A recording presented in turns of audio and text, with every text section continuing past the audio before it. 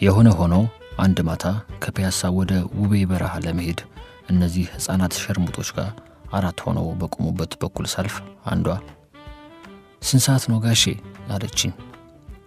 5:15 ብዬ ላልፍ ስል በሹክሹክታ ጠይቄ አንቺ ጠይቄ እፈራለሁ ሲባባሉ ሰማሁ። ጋሼ ባኮን ይቅርታ አይቆጡ አቋረጠችኝ። ቆምኩ። ምንድነው አልኳቸው።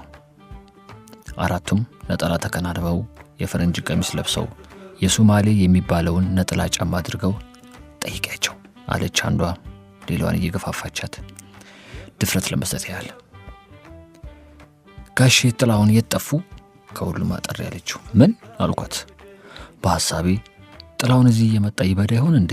አንዷ የሱ ፍቅር ይዟት ይሆን የምታስጠይቀው አልኩ። ግን ነገሩ ሌላ ነበር። ለካስ አንዳንድ ማታ ጥላውን ወደ ውቤ በረሃ ሲሄድ ወይም እዚያ ምሽቶ ወደ ቤቱ ሲመለስ በእነዚህ ልጆች በኩል ሲያልፍ ልክ እምስ ፍለጋ እንደመጣ ሰው አይነት አንዷን ጠርቶ አንቺ በአንድ ሌሊት ስንት ታገኛለሽ ይላታል። 2 ወይም 3 ብር ስትለው ከኪሱ 3 ብር አውጥቶ ይሰጣትና በይ ሂጂ ተኚ ብሏት መንገዱን ይቀጥላል።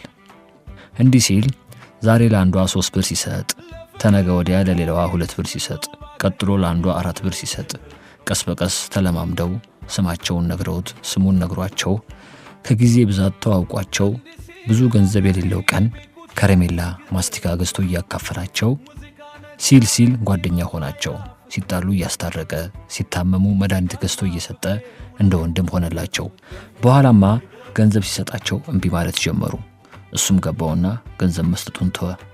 ሲታመሙ ብቻ መድኃኒት ይገዛላቸዋል።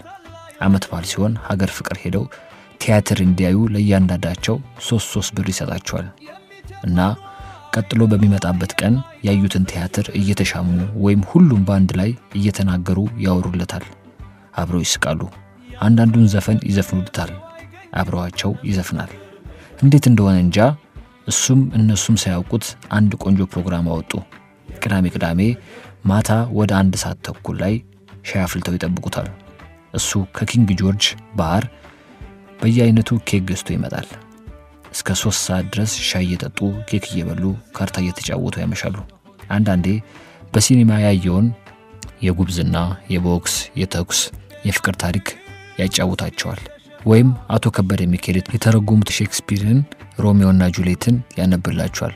ወይም ደግሞ በአረብኛ ያነበበውን አስደናቂ የጂኒ፣ የኢፍሪት፣ የጠንቋይ፣ የፍቅር ታሪክ ሲያወራላቸው ቃል ሳይተነፍሱ አፋቸውን ከፍተው ይሰሙታል።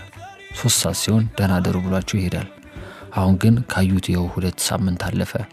ለዚህ ነው እኔን አስቁመው ሳልፍ የጠየቁኝ። የት ጠፉ?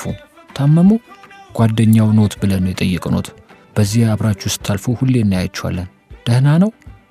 ውጭ ሀገር ሄደ እንዴ? ምን ነው ጠፋ? ይህን ሁሉ ጥያቄ አንድ ላይ ወረወሩብኝ። እኔም እንደናንተው ነኝ። ካዩት 3 ሳምንት ሆኖኛል አልኩና ደህና ደሩ ብያቸው መንገዴን ቀጠልኩ። ሌቱም ባይነጋልኝ ስብሐት ገብረ እግዚአብሔር እንደወረደ። ፍቅርና ሙዚቃ ሲሆኑ አንድነት ለሰው ልጅ ይሰጣሉ መልካም አብነት። የፍቅር ምግብ